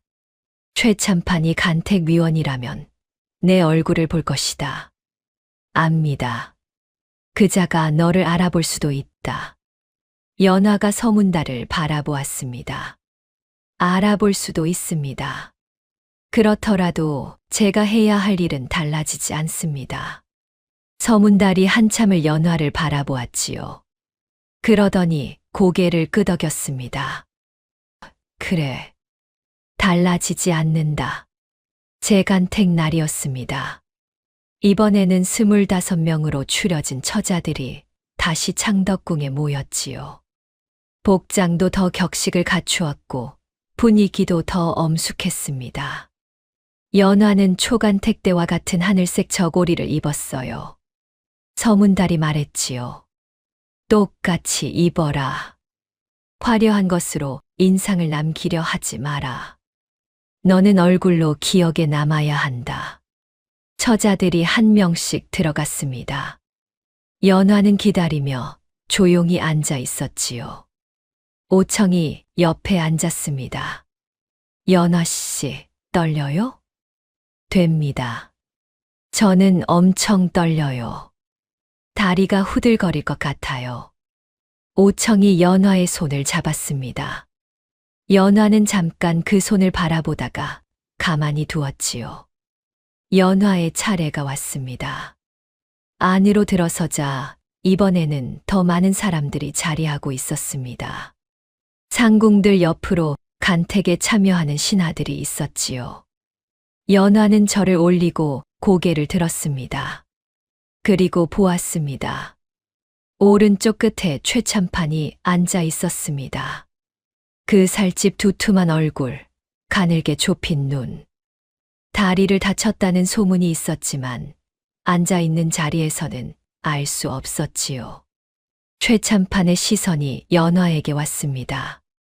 연화는 눈을 피하지 않았습니다. 초간택 때처럼 적당한 곳에 시선을 두었지요. 흔들리지 않았습니다. 최참판의 눈이 잠깐 좁아졌다가 다시 원래대로 돌아왔어요. 상궁이 물었습니다. 이름이 무엇이냐? 서연이라 합니다. 글은 할 줄 아느냐? 예. 사서삼경과 소학을 읽었습니다. 음악은 검은고를 약간 배웠습니다. 지금 연주해 보아라. 연화는 자리 옆에 놓인 검은고 앞에 앉았습니다. 손을 얹었지요. 심호흡 한 번. 그러더니 연주를 시작했습니다. 방 안이 조용해졌습니다. 연화의 연주는 화려하지 않았어요. 그러나 깊었습니다. 한음이 공간을 채웠지요. 상궁들이 눈빛을 교환했습니다. 연화가 연주를 마치고 손을 내렸습니다. 물러가라는 신호가 왔습니다. 연화는 절을 올리고 물러났지요. 문을 나서는 순간 최참판의 시선이 다시 연화의 등에 닿는 것이 느껴졌습니다. 연화는 걸음을 늦추지 않았어요. 사흘 후 삼간택 명단이 발표되었습니다. 10명이었습니다. 그 중에 연화의 이름이 있었지요. 그리고 그날 밤이었습니다. 서문달의 집 앞에 누군가가 왔습니다. 쪽지 하나를 두고 갔지요. 막쇠가 발견하여 서문달에게 가져왔습니다. 서문달이 쪽지를 펼쳤습니다. 글씨 3줄이 적혀 있었어요. 그 아이를 알고 있소. 간택에서 물러나게 하시오. 그렇지 않으면 예지를 꺼내는 것은 어렵지 않소. 서명은 없었습니다. 그러나 누가 보낸 것인지는 분명했지요. 서문다리 쪽지를 내려놓았습니다. 연화가 옆에 앉아 있었지요. 쪽지를 읽은 연화의 표정이 굳었습니다. 최참판이 알아본 것입니까? 서문달이 대답하지 않았습니다. 대답 대신에 쪽지를 접어 품에 넣었지요. 스승님, 왜? 물러날 수 없습니다. 서문달이 연화를 바라보았습니다. 알고 있다. 그러면 어떻게 해야 합니까? 속도를 높여야 한다. 삼간택 전에 이조 판서 김재량 어른을 만나야 한다. 아버지 서찰에 나온 분이군요. 그래. 그분이 이 사건의 진실을 알고 있다. 내 아버지가 직접 증거를 맡겼다고 하였으니. 연화는 고개를 끄덕였습니다. 그러나 그것이 생각처럼 쉽지 않았습니다. 이조 판서 김재량은 이미 관직에서 물러난 상태였어요. 수년 전 병을 얻어 낙향했다는 소식만 있었지요. 한양에 없었습니다. 서문달이 수소문했지만 정확한 거처를 아는 사람이 없었어요. 충청도 어딘가에 있다는 말만 들렸습니다. 막쇠가 나섰습니다. 제가 찾아오겠습니다요. 충청도라면 솔밭골 홍노인께 여쭤보면 아실 수도 있습니다요. 서문달이 고개를 끄덕였지요. 빨리 다녀와야 한다. 삼간태까지 열흘이 남았다. 열흘이면 충분합니다요. 막쇠가 보따리를 챙겨 그날 새벽 길을 떠났습니다. 남은 열흘 동안 연화는 혼자 견뎌야 했지요. 이튿날 또 쪽지가 왔습니다. 이번에는 내용이 더 직접적이었어요. 이 판서의 딸 이연화. 간택에서 물러나라. 마지막 경고다. 연화는 쪽지를 읽고 불에 태웠습니다. 서문달에게 보여주지 않았지요. 스승을 더 걱정시키고 싶지 않았어요. 사흘째 되는 날 밤이었습니다. 연화가 잠자리에 들렸는데 밖에서 소리가 났지요. 서문달도 들었습니다. 두 사람이 마루로 나왔어요. 포졸 둘이 대문 앞에 서 있었습니다. 서문달이 여기 사느냐? 서문달이 대문을 열었지요. 내가 서문달이오. 관아에 같이 가야겠소. 불법 호적 위조 혐의요. 연화가 서문달의 소매를 잡았습니다. 서문달이 조용히 연화의 손을 떼어냈어요. 알겠소. 따라가리다. 서문달이 연화를 바라보았습니다. 말없이 바라보았지요. 연화의 눈에 눈물이 맺혔습니다. 스승님, 기다려라. 스승님, 대문이 닫혔습니다. 연화는 혼자 마당에 서 있었습니다. 포졸들의 발소리가 멀어졌지요. 바람이 불었습니다. 마당에 심어진 작은 나무가 흔들렸어요. 연화는 그 자리에 주저앉았습니다. 스승이 없어졌습니다. 막쇠도 떠나 있었지요. 혼자였습니다. 어릴 때 장터에서 팔리던 그날처럼 연화는 다시 혼자였습니다. 그런데 이번에는 울지 않았습니다. 연화는 마당에 앉아 하늘을 바라보았어요. 별이 가득했습니다. 저 별 아래 어딘가에 스승이 있었지요. 아직 살아있을 것이었습니다. 스승은 그런 사람이었어요. 연화는 가슴에 손을 얹었습니다. 비단 주머니가 느껴졌지요. 아버지의 서찰. 이연화야. 너는 반드시 살아야 한다. 연화가 눈을 감았습니다. 아버지의 목소리였지요. 낮고 따뜻한 목소리. 살아야 합니다. 살아서 해야 할 일이 있습니다. 연화가 자리에서 일어났습니다. 치마를 털었지요. 고개를 들었습니다. 스승을 구해야 했습니다. 그리고 삼간택에 나가야 했어요. 그 두 가지를 동시에 해야 했지요. 연화는 안으로 들어갔습니다. 등잔에 불을 켰어요. 먹을 갈고 붓을 들었습니다. 밤이 깊도록 앉아 무언가를 썼지요. 날이 밝았습니다. 연화가 일어났습니다. 쓴 것을 접어 품에 넣었지요. 그러더니 문을 열고 나섰습니다. 갈 곳이 있었습니다. 5층의 집이었지요. 홍문관 부재하 5대감댁. 5층이 문 앞에서 연화를 보더니 눈이 커졌습니다. 어머, 서연 씨. 이 이른 아침에 웬일이에요? 5층 씨, 부탁드릴 것이 있어서 왔습니다. 아버님을 뵐 수 있겠습니까? 5층이 연화의 표정을 읽었습니다. 장난기 가득하던 그 눈이 진지해졌지요. 무슨 일이에요? 급한 일입니다. 아버님께 드릴 말씀이 있습니다. 5층은 잠시 연화를 바라보더니 고개를 끄덕였습니다. 기다려요. 5대감이 연화를 만났습니다. 연화는 저를 올리고 품에서 접은 종이를 꺼냈지요. 두 손으로 올렸습니다. 어젯밤 제 스승 서문달이 불법 호적 위조 혐의로 관하에 잡혀갔습니다. 이것은 제가 직접 쓴 진술서입니다. 읽어봐 주시겠습니까?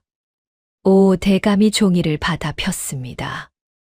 읽는 동안 표정이 여러 번 바뀌었지요. 다 읽고 나서 연화를 바라보았습니다. 내가 이 판서의 딸이란 말이냐? 예. 이연화입니다. 5대감이 종이를 접었습니다. 오래 침묵했지요. 이 판서 사건은 나도 의심스럽게 생각했던 일이다. 그러나 힘이 없었지. 지금은 힘이 있으십니까? 직접적이구나. 시간이 없어서 그렇습니다. 5대감이 피식 웃었습니다. 이 판서 딸이 맞긴 맞구나. 그 양반도 이렇게 직접적이었거든. 연화의 가슴이 쿵 내려앉았습니다. 그러나 표정을 바꾸지 않았지요.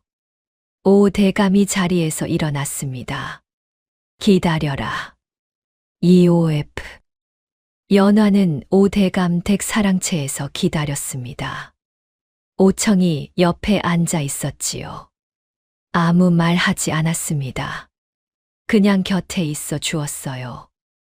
연화는 그것이 고마웠습니다. 5대감이 돌아온 것은 한 시즌이 지난 뒤였지요. 표정이 조금 풀려 있었습니다. 서문달은 오늘 오후에 풀려날 것이다. 연화가 자리에서 일어났습니다. 감사합니다. 앉아라. 아직 할 말이 있다. 연화가 다시 앉았지요. 불법 호적 위조 혐의는 내가 무마했다. 그러나 최참판이 다음에 또 무언가를 꾸밀 것이다. 그자는 그런 사람이니까. 알고 있습니다. 삼간택은 닷새 후다. 그 전에 결판을 내야 한다. 결판이란 것이 무엇입니까? 이 판서의 역적 누명을 벗기는 것이다. 그것이 되어야 내가 이연화로서 간택에 나설 수 있다. 연화가 품에서 비단 주머니를 꺼냈습니다. 아버지가 남기신 것이 있습니다. 이조 판서 김재량 어른을 찾아야 한다고 서찰에 적혀 있었습니다. 김재량. 5대감이 눈을 가늘게 떴습니다. 그 양반이 증거를 갖고 있다는 말이냐? 그렇습니다. 김재량 어른은 지금 경기도 여주 부근에 계신다. 낙향하셨지. 내가 연락을 취해보겠다. 막쇠가 지금 충청도를 뒤지고 있습니다. 충청도는 아니다. 여주다. 내가 사람을 보내마. 연화는 두 손으로 저를 올렸습니다. 대감 어른, 감사합니다. 이 판서는 좋은 사람이었다. 이 나라에 그런 사람이 더 있어야 하는데 억울하게 죽었지. 오 대감이 자리에서 일어났지요. 닷새 안에 되면 되고 안 되면 안 되는 것이다. 운에 맡겨야 하는 부분도 있다. 운은 제 몫이 아닙니다. 오 대감이 돌아보았습니다. 그럼 누구 몫이냐? 노력한 뒤에 남은 것이 운의 몫이라고 생각합니다. 아직 노력을 다 하지 않았습니다. 오 대감이 웃었습니다. 오래 웃었지요. 이판서 딸이 맞아. 영락없이 맞아. 그날 오후 서문달이 돌아왔습니다. 연화가 대문 앞에서 기다리고 있었지요. 서문달의 얼굴에 피로가 역력했습니다.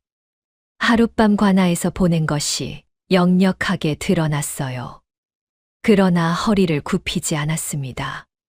걸음도 흔들리지 않았지요. 연화가 달려가 서문달의 팔을 잡았습니다. 스승님, 괜찮으십니까? 괜찮다. 어디 다치신 데는요? 없다. 서문달이 연화를 내려다보았습니다. 연화의 눈이 빨갛게 부어 있었지요. 울었느냐? 아니요. 거짓말이다. 연화가 고개를 숙였습니다. 조금요. 서문달이 연화의 머리에 손을 얹었습니다. 무거운 손이었지요. 따뜻했습니다. 잘했다. 무엇을요? 혼자 있었는데 무너지지 않은 것. 연화는 더 말하지 못했습니다. 서문달의 손이 무거웠지요. 그 무게가 좋았습니다. 두 사람은 집 안으로 들어갔습니다. 연화가 서문달에게 오대감과 나눈 이야기를 전했지요. 서문달은 듣는 내내 표정이 변하지 않았습니다. 다 듣고 나서 말했어요. 오청이라는 아이 좋은 사람이구나. 예. 아무것도 묻지 않고 옆에 있어 주었습니다. 그런 사람은 귀하다. 잠시 침묵이 흘렀지요. 스승님. 왜? 죄송합니다. 서문달이 눈썹을 올렸습니다. 왜 사과하느냐? 스승님이 저 때문에 잡혀가셨으니까요. 그것은 내가 선택한 일이다. 언제부터 그 말을 해야 몇 번이나 더 해야 알아듣겠느냐? 연화가 고개를 숙였습니다. 그래도 말씀드려야 합니다. 됐다. 밥은 먹었느냐? 아니요. 먹어라. 힘이 있어야 싸운다. 연화가 웃었습니다. 서문달도 피식 웃었지요. 두 사람이 함께 웃는 것은 드문 일이었습니다. 그래서 더 좋았어요. 그날 밤 늦게 막쇠가 돌아왔습니다. 충청도를 뒤졌지만 허탕이었다면서 기진맥진한 얼굴이었지요. 날이 아무리 찾아도 없습니다요. 홍 노인도 모르신다고 하시고 여주에 계신다. 막쇠가 멈추었습니다. 예. 오 대감께서 사람을 보냈다. 그럼 제가 왜 충청도를? 막쇠가 쓰러지는 흉내를 냈습니다. 연화가 뒤에서 웃음을 참았지요. 사흘이 지났습니다. 오 대감에게서 연락이 왔어요. 김재량 전 2조 판서가 한양으로 올라오고 있다는 것이었습니다. 이틀이면 도착할 것이라고 했지요. 그리고 그 이튿날 저녁이었습니다. 서문달이 연화를 불렀습니다. 표정이 굳어 있었지요. 연화야. 예. 최참판이 또 움직였다. 어떤 일입니까? 삼간택 명단에서 내 이름을 빼려 한다는 소문이 들린다. 간택 담당 상궁을 매수했다고 하더구나. 연화의 눈이 좁아졌습니다. 그러면 삼간택에 들어갈 수 없게 됩니까? 그렇다. 내일 아침에 명단이 다시 발표될 것이다. 연화는 잠시 눈을 감았습니다. 그러더니 눈을 떴지요. 스승님, 아버지의 서찰을 가지고 지금 당장 대궐로 가야 합니다. 위험하다. 내일 아침을 기다리면 늦습니다. 서문달이 연화를 바라보았습니다. 오래 바라보았지요. 연화의 눈이 흔들리지 않았습니다. 가겠느냐? 가야 합니다. 그날 밤이었습니다. 서문달과 연화는 오 대감을 통해 창덕궁 쪽 담당 상궁에게 연통을 넣었습니다. 오 대감은 밤임에도 불구하고 직접 움직였지요.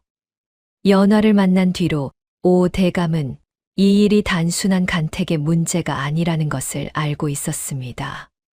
새벽이 되었습니다. 이조 판서 김재량 대감이 도착했습니다. 오 대감 댁에 막쇠가 달려와 소리쳤지요. 연화가 일어섰습니다. 서문달도 따라 일어났어요. 김재량은 이른에 가까운 노인이었습니다. 머리카락이 새하얗고 허리가 굽어 있었지만 눈빛만은 또렷했지요. 연화가 절을 올리자 노인이 연화의 얼굴을 오래 바라보았습니다. 이 판서의 딸이라고 했느냐? 예. 눈매가 꼭 닮았구나. 아비를 봤다. 노인의 목소리가 떨렸습니다. 연화는 그 떨림을 듣고 고개를 들었지요. 대감얼은 아버지가 증거를 막히셨다고 서찰에 적혀 있었습니다. 그것이 무엇입니까? 김재량이 품에서 무언가를 꺼냈습니다. 작은 함이었지요. 오래된 나무 함이었는데 자물쇠가 걸려 있었습니다. 노인이 자물쇠를 열었어요. 안에는 서찰 2통이 있었습니다. 그리고 작은 인장 하나. 이것이 증거다. 이 판서가 처형되기 나흘 전에 나에게 직접 가져왔지. 이 서찰 하나는 최참판이 이 판서를 역적으로 모는데 사용한 거짓 밀서다. 필체 분석을 하면 이 판서의 것이 아님이 드러난다. 그리고 이 인장은 밀서에 찍힌 것인데 이 판서의 인장이 아니라 최참판의 인장이다. 방 안이 조용해졌습니다. 그것을 왜 지금까지 가지고 계셨습니까? 연화가 물었습니다. 목소리가 떨리지 않았지요.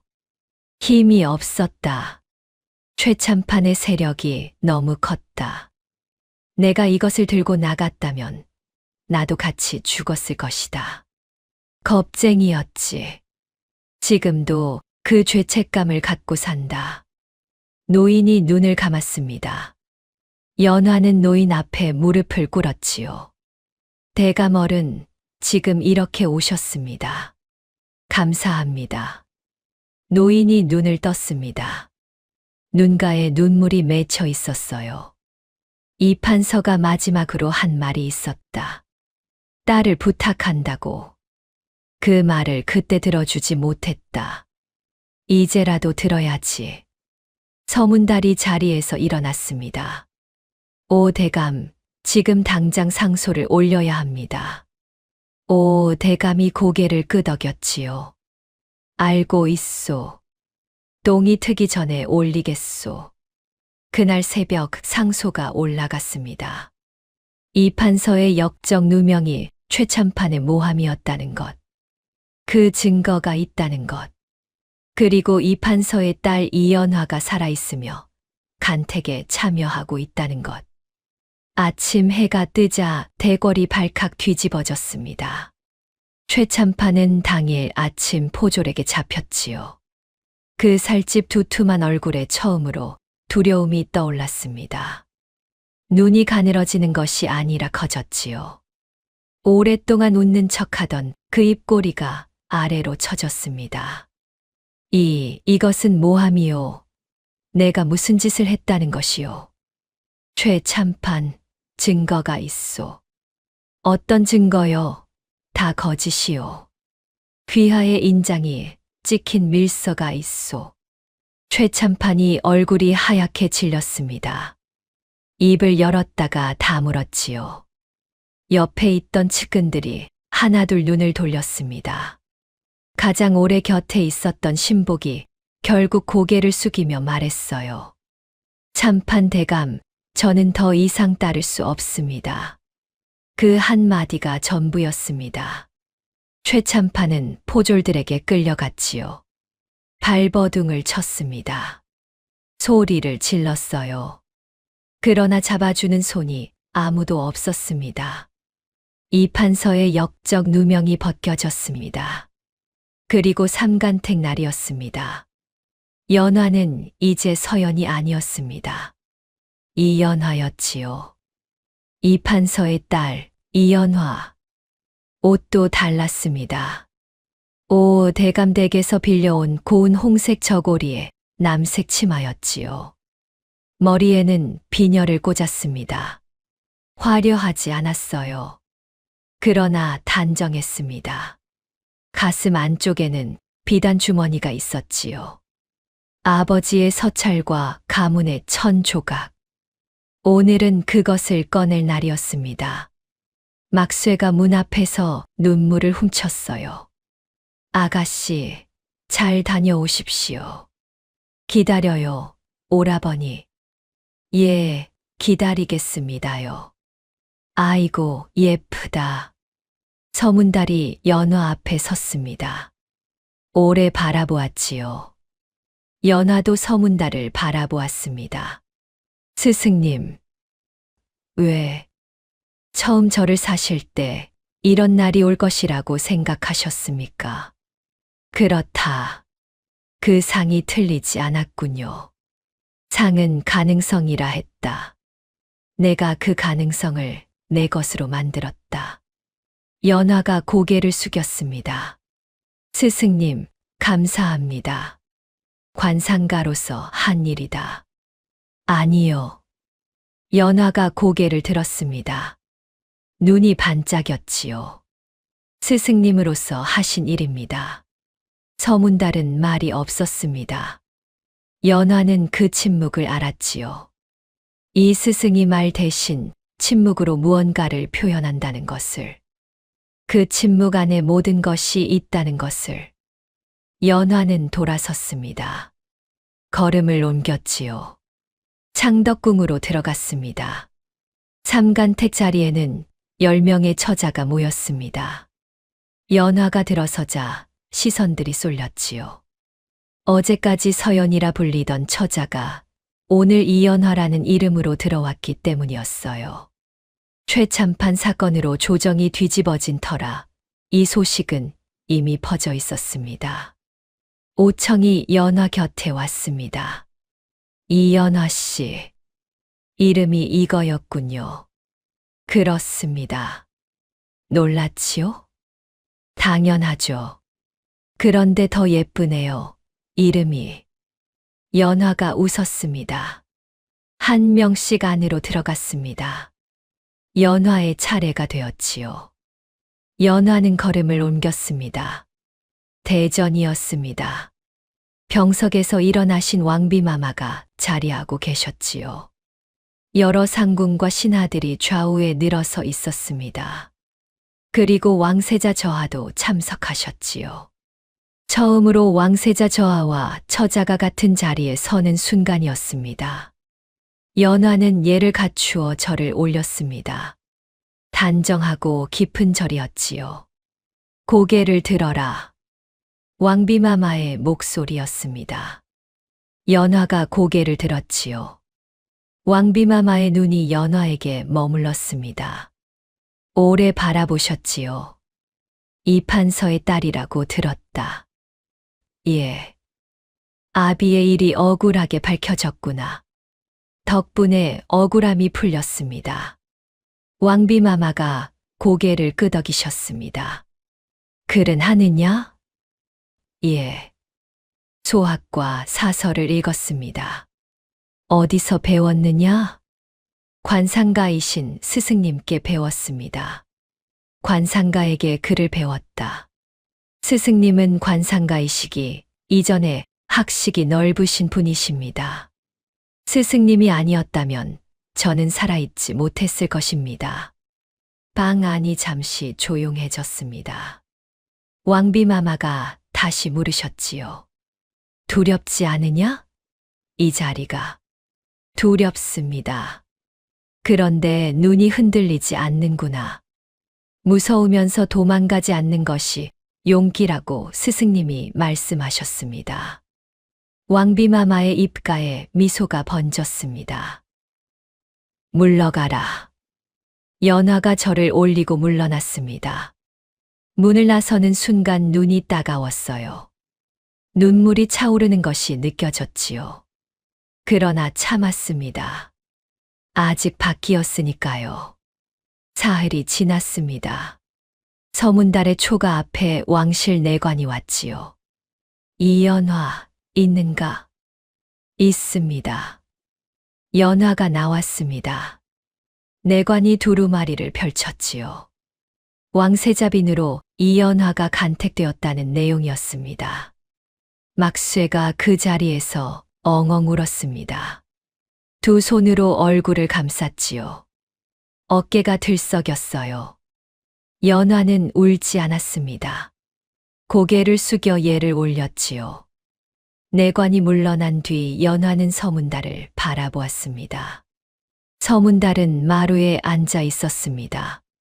찻잔을 들고 있었지요. 표정이 변하지 않았어요. 그러나 눈이 조금 빨개져 있었습니다. 연화가 서문달 앞에 무릎을 꿇었습니다. 스승님, 왜? 절 받으십시오. 서문달이 찻잔을 내려놓았습니다. 됐다. 받으셔야 합니다. 스승님 덕에 이 자리까지 왔습니다. 연화가 이마를 바닥에 닿도록 절을 올렸습니다. 깊고 천천히. 서문달은 그 절을 받았습니다. 아무 말 없이 받았지요. 스승님. 연화가 고개를 들었습니다. 저 입궐하면 스승님을 자주 뵙지 못합니다. 알고 있다. 그래도 서운하지 않으십니까? 왜 서운하겠느냐? 내 일을 한 것이다. 연화의 눈에 눈물이 고였습니다. 스승님, 저한테 아버지 같으셨습니다. 서문달이 시선을 돌렸습니다. 먼 곳을 바라보았지요. 창밖에 햇빛이 마당을 밝히고 있었습니다. 관상가가 제자한테 그런 말 들어도 되는지 모르겠구나. 연화가 웃었습니다. 눈물과 함께 막쇠가 코를 풀면서 말했지요. 날이 저한테도 아버지 같으셨습니다요. 너는 내 하인이다. 그래도요. 됐다. 그러나 서문달의 입꼬리가 조금 올라가 있었습니다. 연화가 입궐하던 날은 봄날이었습니다. 꽃이 피기 시작하는 계절이었지요. 연화는 홍색 원삼에 용복 문양의 족두리를 쓰고 가마에 올랐습니다. 가마 문이 닫히기 직전 연화가 밖을 내다보았지요. 서문달이 대문 앞에 서 있었습니다. 낡은 도포 차림에 헤어진 소매, 가끔만큼은 단정하게 묶은 채로. 막쇠는 옆에서 이미 울고 있었지요. 연화와 서문달의 눈이 마주쳤습니다. 서문달이 고개를 끄덕였습니다. 연화가 가마 안에서 고개를 숙였습니다. 깊이. 가마 문이 닫혔습니다. 행렬이 움직이기 시작했지요. 서문달은 가마가 골목을 돌아 사라질 때까지 바라보았습니다. 찬바람이 불었지요. 도포 자락이 흔들렸습니다. 막쇠가 소매로 눈물을 닦으며 말했습니다. 날이 잘 됐지요? 그래. 날이 덕분이에요. 다 날이 덕분입니다요. 서문달이 안으로 들어섰습니다. 밥이나 먹어라. 예, 날이. 그런데 날이. 왜? 저 이제 뭐 합니까요? 서문달이 멈추었습니다. 그러더니 마루에 앉았지요. 찻잔을 들었습니다. 관상 봐야지. 그것밖에요? 그것으로 충분하다. 막쇠가 투덜거리며 부엌으로 들어갔습니다. 솥뚜껑 부딪히는 소리가 났지요. 서문달은 마당을 바라보았습니다. 작은 나무 한 그루가 마당에 있었어요. 연화가 솔밭골에서 가져온 작은 소나무 묘목이었지요. 청파동으로 이사 올 때 연화가 품에 안고 왔습니다. 마당 한켠에 심었는데 어느새 제법 자라 있었어요. 서문달은 그 나무를 바라보았습니다. 사람의 가치는 태어남이 아니라 살아감에 있느니라. 그것이 자신이 연화에게 한 말이었지요. 그러나 생각해보면 그것은 연화를 위한 말이 아니었습니다. 이 세상 모든 사람을 위한 말이었지요. 죄인의 딸로 태어났어도, 거지로 태어났어도, 어떤 신분으로 태어났어도, 어떻게 살아가느냐. 그것이 전부였습니다. 연화는 그것을 살아서 보여주었습니다. 서문달은 찻잔을 들었습니다. 따뜻했지요. 멀리서 봄새 소리가 들렸습니다. 세월이 흘렀습니다. 왕세자빈 이연화는 훗날 왕이 된 세자와 함께 나라를 이끌었습니다. 백성들 사이에서 어진 왕비로 불렸지요. 억울한 백성의 일에 귀를 기울였고 옳지 않은 일에는 직언을 아끼지 않았습니다. 그것이 아버지에게서 물려받은 것이었지요. 이 판서의 역적 누명은 완전히 벗겨졌습니다. 사당이 세워졌고 이름이 복권되었지요. 연화는 아버지의 사당 앞에 처음으로 절을 올리던 날 한참을 그 자리에 앉아 있었습니다. 아무도 부르지 않았어요. 그냥 앉아 있었지요. 아버지, 왔습니다. 오청은 훗날 좋은 혼처를 만나 행복하게 살았습니다. 연화가 왕비가 된 뒤에도 오랫동안 친구로 지냈지요. 막쇠는 서문달 곁에서 끝까지 살았습니다. 늘 투덜거렸지만 한 번도 떠난 적이 없었지요. 서문달은 청파동 초가에서 계속 관상을 보았습니다. 왕비가 된 연화가 사람을 보내 더 좋은 곳으로 모시겠다 했지만 고개를 저었지요. 여기가 좋다. 어느 늦가을 아침 서문달은 마당의 소나무 앞에 앉아 눈을 감았습니다. 막쇠가 아침밥을 가져왔다가 그 모습을 보고 한참을 바라보았지요. 그러더니 소리 없이 물러났습니다. 왕비에게 소식이 전해진 것은 그날 오후였습니다. 왕비는 상공의 말을 듣고 잠시 눈을 감았습니다. 그러더니 눈을 떴지요. 눈가에 눈물이 맺혔지만 떨어지지는 않았어요. 참지 않았습니다. 그냥 두었지요. 스승님, 감사합니다. 그해 겨울 청파동 낡은 초가 마당에는 서문달이 심은 소나무가 서 있었습니다. 눈이 가지 위에 쌓였지요. 소나무는 흔들리지 않았습니다. 봄이 오면 또 새 잎이 돋을 것이었습니다. 상은 가능성이지 운명이 아니니라. 서문달이 연화에게 남긴 말이 그랬습니다. 가능성을 현실로 만드는 것은 살아가는 사람의 몫이었지요. 연화는 그것을 살아서 증명했습니다. 죄인의 딸로 장터에서 팔리던 아이가 스스로의 삶을 걸어 마침내 자신의 자리를 찾았지요. 그리고 그 시작은 언제나 한 사람의 눈빛이었습니다. 알아봐 주는 한 사람. 다음 영상을 빠르게 만나보시려면 좋아요와 구독을 눌러주세요. 지금 화면에 나오는 더 재미있는 영상들도 함께 해주세요. 그럼 모두 행복한 하루 보내세요. 감사합니다.